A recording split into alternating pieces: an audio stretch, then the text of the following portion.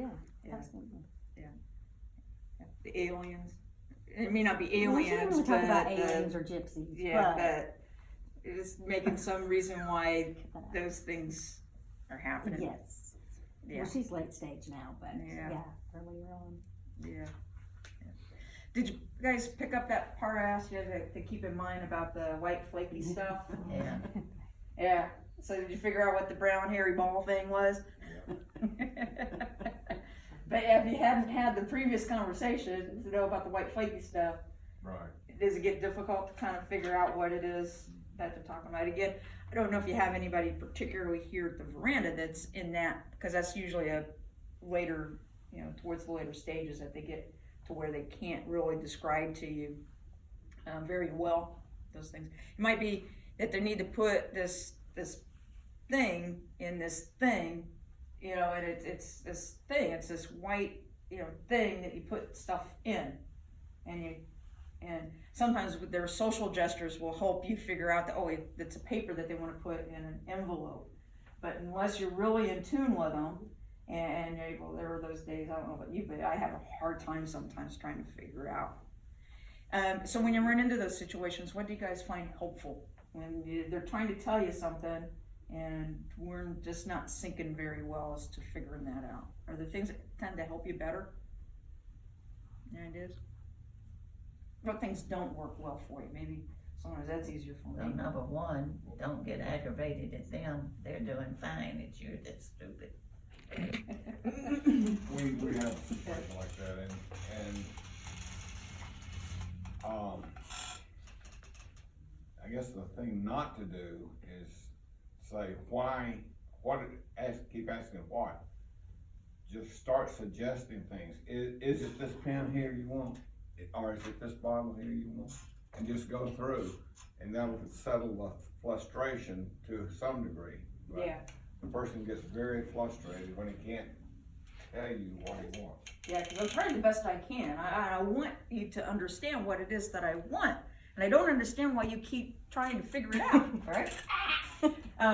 But sometimes you kind of get that irritability coming from them. But so yeah, absolutely.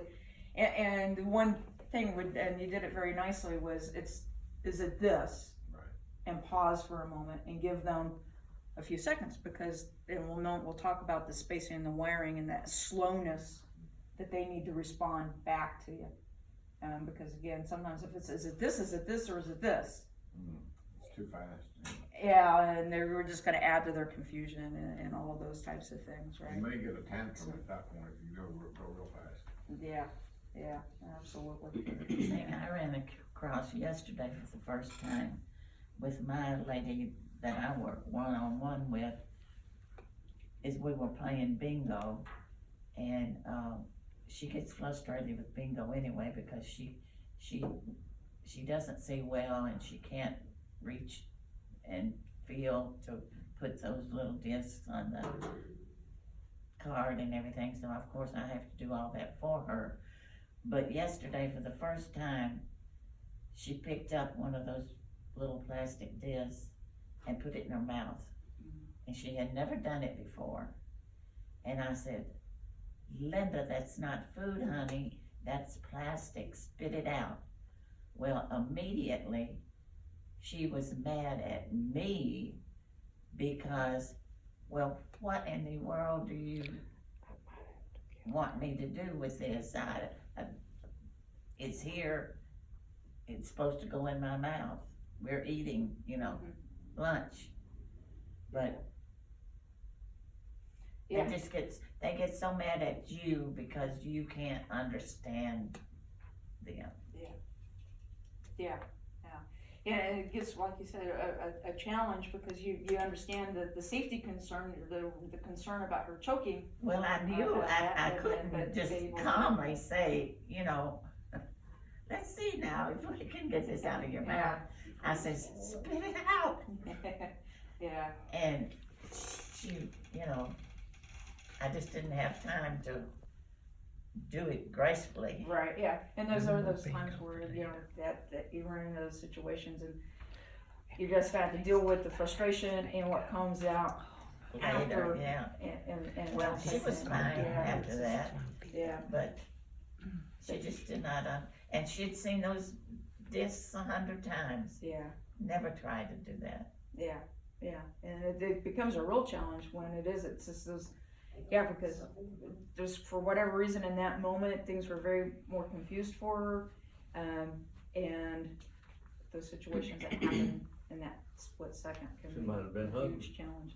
Yeah, It was right it is before probably, yeah, and smelling the food, Yeah, and her vision not being very well, and all of those things start to kind of impact that, and so, yeah, it certainly can be a challenge with that. So, yeah, okay. So as we kind of start moving on and start talking about more specifics of the changes that start to happen through the course of the disease of dementia, one thing I kind of want to point out at first is that TIPA kind of thinks of this, if you think of dementia as a big umbrella, and then all the different types of dementia are kind of falling underneath that. So sometimes it's easier for us to think in medical kind of terms. If I'm thinking of heart disease type thing, and I think of heart disease as a big umbrella, and there's different types of heart disease that fall underneath that. Okay, so dementia is kind of that similar type of thing.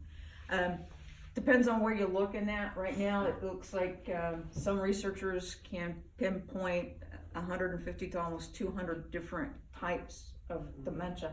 And while it's important to recognize the differences between the different types of dementia, I think it's actually more important for us to think of the general things that happen and look at it more that way. And then if I have a particular loved one or a smaller segment that I'm working more individually with, then I really must know the differences between what Lewy body's vascular dementia and Alzheimer's, because there are some differences in my approach, and our treatment will be different for those different types of dementia.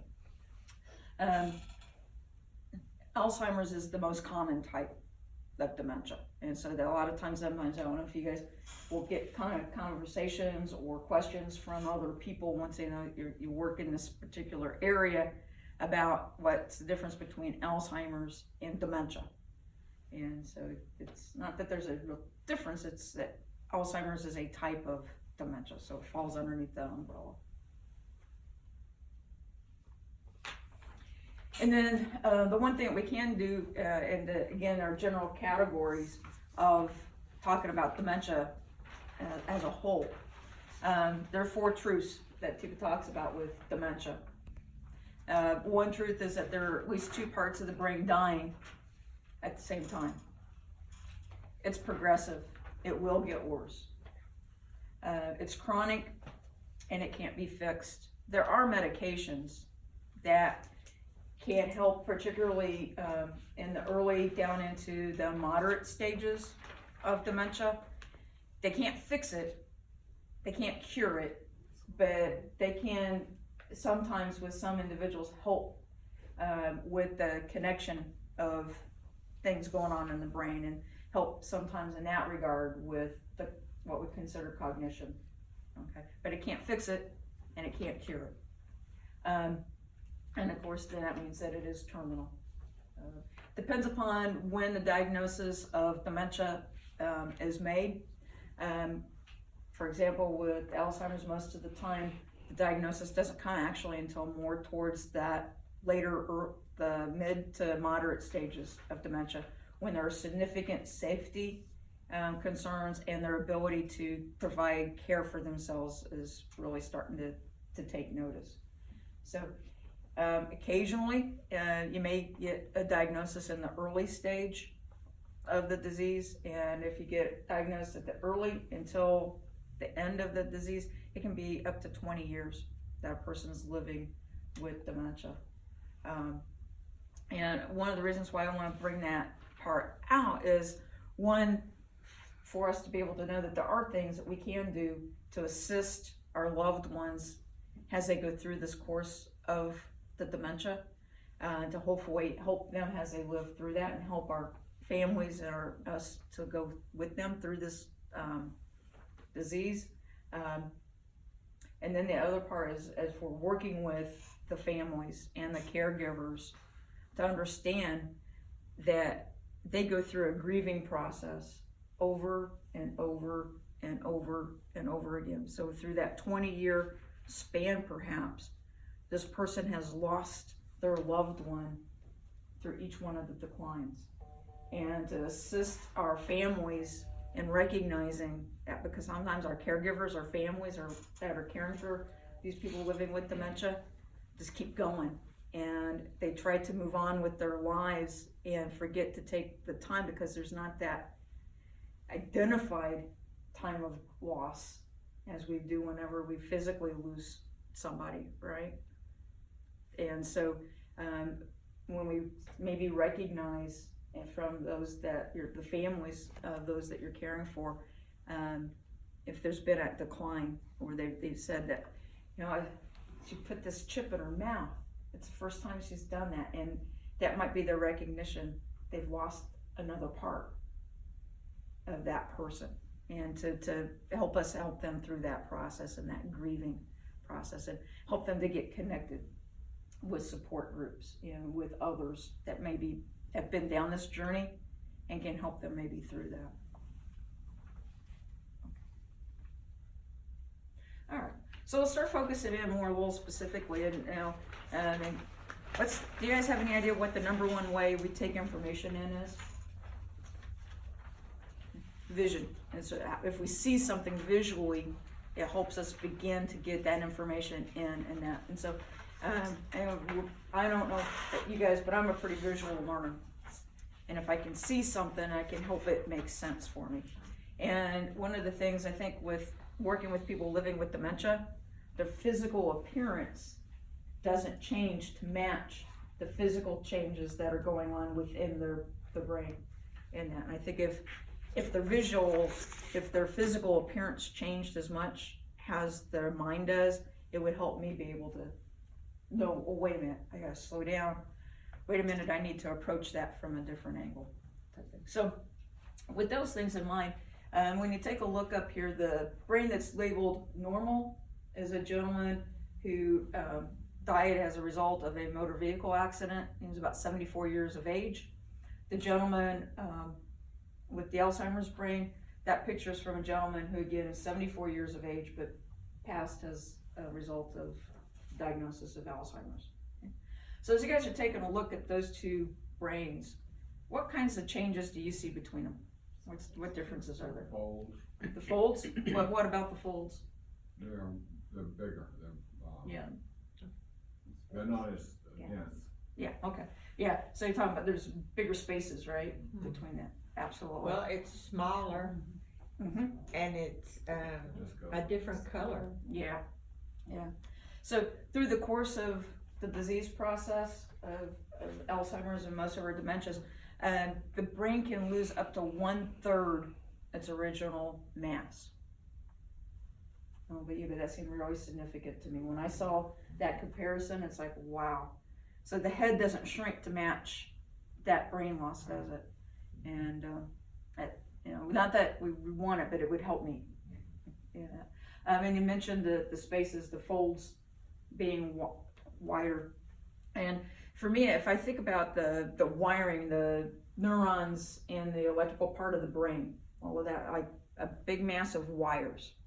And so when I'm living without dementia and I'm in my 20s, those wires are closer together, right? And so like in that normal brain, the gaps are closer. So that for me means when I'm needing to send messages and signals in my brain, then the chemicals, that do those messages don't have far to go. They can make it pretty quick, right? So in my 20s, I can have those reactions that are pretty split. As I've aged, those are gonna start getting a little wider, and so things are gonna slow down a little bit for me, right? And so I need a few seconds for me to catch up and respond back to you sometimes. So anyway, yeah, so in the course of dementia, then those gaps are getting bigger. The wires are getting spread apart. And so it's gonna take a lot longer for my chemicals in my brain that send the messages to jump from one wire to the next. So I have to really slow down if I'm caring for somebody with that, right? In the moderate to the moderate severe stages of this disease, any idea how long it might take? Guesses? If in my normal 20s, things go about 10 seconds, well, in my age now, I had a little bit of slowing, it could take about 10, 15 seconds for me to, at times, to catch up with you, all right? So 10, 15 seconds normal, moderate severe stage of dementia, about 90 seconds sometimes for things to process. When I say, good morning, it might take Mary Ann, depending upon her day, somewhere between 60 to 90 seconds to, good morning. Good morning. Yeah. So, sometimes if we see a friend or somebody and we're walking and we're on our mission somewhere and they're on a mission somewhere, and it's, hi, good morning, how are you doing? And we keep moving, right? What happens to you guys if we're working with somebody living with dementia and I do that? Even if somebody's in work, you guys are working with here at the veranda, do you need to slow down a little bit? Mm-hmm. All right. So you got to give them about 20, maybe 30 seconds sometimes. All right. Hi, good morning. How you doing? Good, how are you? I'm good. Thank you very much. And if I'm not pausing, it's like a bad Japanese movie some days, right? I say, hi, good morning. How you doing? And she's oh, good morning. All right. And so again, that part of it's me spacing because I got to remember, oh yeah, those wires are getting stretched and I got to give her some time to catch up to me. All right. The other thing is that it'll start to affect not just my speech and my ability to talk, but this brain up here controls every part of what I do. All right. And so it's going to affect my brain's ability to tell my muscles what to do, for my muscles to be able to respond to that and to move, and all of those types of things. Things sometimes will really get slowed quite a bit. And then you talked about the color change. All right, you all picked up that there's a significant difference in the color. And to me, what that visualizes is this is a dying brain. Right? It is not healthy. It doesn't look healthy in any regard, does it?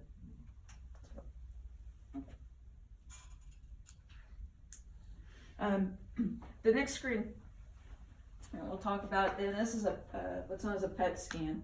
So it's just a scan of 3 different people, and a child. They're all the same age except for the child, 74 years thereabouts for each one of them. The red indicates brain activity. So more red, the more the brain's active in those particular areas. And so we'll look at the top row going across, comparing each one to the side. And in the top row, what I kind of like for you to look at, the top up here is the front part of my brain, my frontal lobe up here. And you guys have any, in the front part of my brain's my judgment area, we'd say. And so this is up here, one of my functions up here is safety awareness, for me to know if it's safe to go outside, if it's safe for me to go across the street, is it safe for me to do different things. It's also kind of my curiosity for me to keep those things in check. And my judgment, for me to know what I should say, what I shouldn't say. Well, honey, you should see yourself in those pictures. If I don't have dementia, I would know, wait a minute. If I'm living with dementia, then this is gonna start fading. Okay, so I'm gonna start having problems knowing what I should and what I shouldn't say, where I should say them and when I shouldn't say them. And then we have the left side of the brain. And on the left side of my brain's my language skills. Okay. And predominantly, there's some other things over here, but what we'll talk about more today is language skills. My ability to know my words, the comprehension, for me to be able to read and comprehend what that is and to understand it. And then the right side of my brain, and what we'll talk about mostly today on the right side of the brain is what it gets retained. I'm going to lose my language skills almost all my dementias, it starts by attacking my front part and then my left side of the brain. And I lose on the left, and I'm gonna retain on the right. And on the right side of my brain, music, rhythm, poetry, prayer. If there are any gifts that God gives through this disease process, it's that those things are kept, and they're kept for a very long time through the course of this disease. Now, on the other side of that, what gets retained? Inappropriate words, the forbidden words, cursing, sex talk, and racial slurs and those types of things. That also get kind of stuck over here. And I've lost this to tell me that I shouldn't say that. Okay. And I've lost those words over here to know those things. Okay. And then the back part, or this bottom part back here, is the occipital lobe, and that's my vision center. So I see through my eyes here, and it's got to go all the way through my brain to the back part, and for things to get flipped, for me to see what I see, and then for my brain to process, that's a bottle of water, I can drink it, and then for my brain to tell my muscles how to do that. It's a lot of stuff. Right? So with all that in mind, we look from the normal parts and then into the early stages.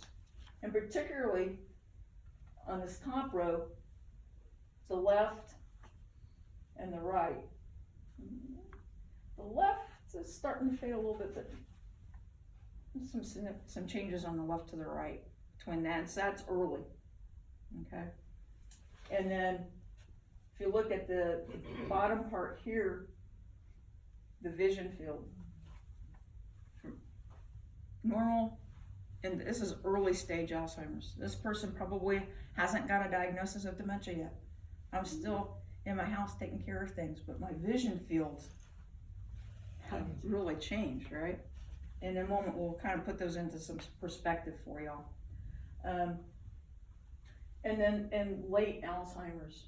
So this is now I'm progressed in my brain. Those wires have gotten so stretched that my muscles, I don't really move much. I've really probably lost most of my ability to ambulate, to walk and those types of things. Notice the change on my left. I don't really have many language skills left at this point, right?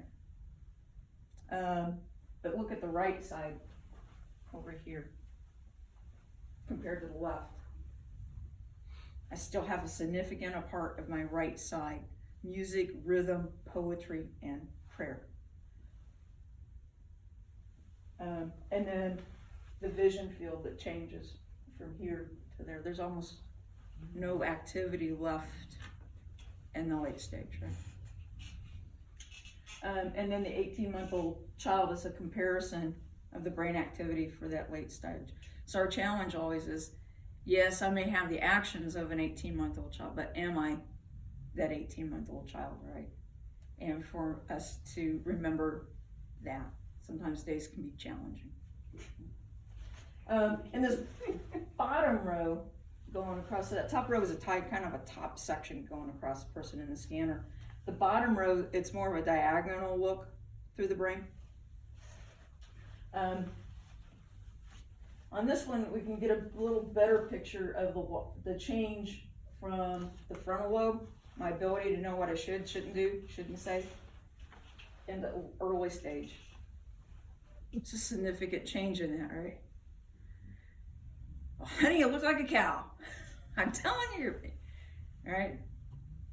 That's the same person, the same brain as the top. Yeah. Yes, these are the same. Yeah. Yeah. Okay. So my front part of my brain, my ability to know what I shouldn't say, how I should say it, and that type of thing, significantly changed. And again, you can kind of see the vision field changes. To me, I can see the left versus the right changes better in this bottom section. And again, loss on the left side in particular. The other thing I like for us to look at in this bottom part is the center part of the brain there. This part in here. The center part of our brain is the primitive part of the brain. It's the amygdala part. It's the part that kept our ancestors alive as cavemen. Fight, fright, and flight. Okay? And if you notice in this normal brain, compare the center part here to the rest of the red activity. There's a balance there in there. So without dementia, I have my other parts of my brain to help me center when I see something that might be a dangerous type of situation, for me to put it in better perspective, right? Compare it to this early Alzheimer's part. There's the center. What kind of changes do you guys see in that, just that center part? Is it bigger or smaller? It looks bigger, doesn't it?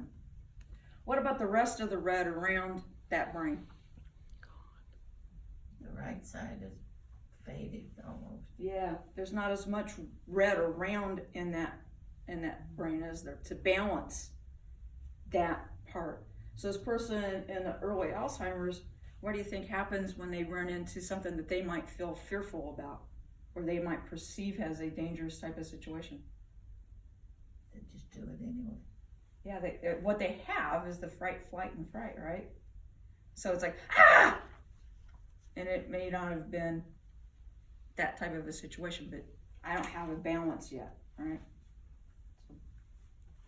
And then in the late stage of dementia, what part do you think to you guys is the most that's left? Right in the center. Again, it's that center part of the brain, right? The primitive part of our brain that keeps us protected. Again, it's the fight, fright, and flight. And so I've lost a lot of my language skills. So I can't verbally tell you what I like, what I don't like, what I feel fearful about, right?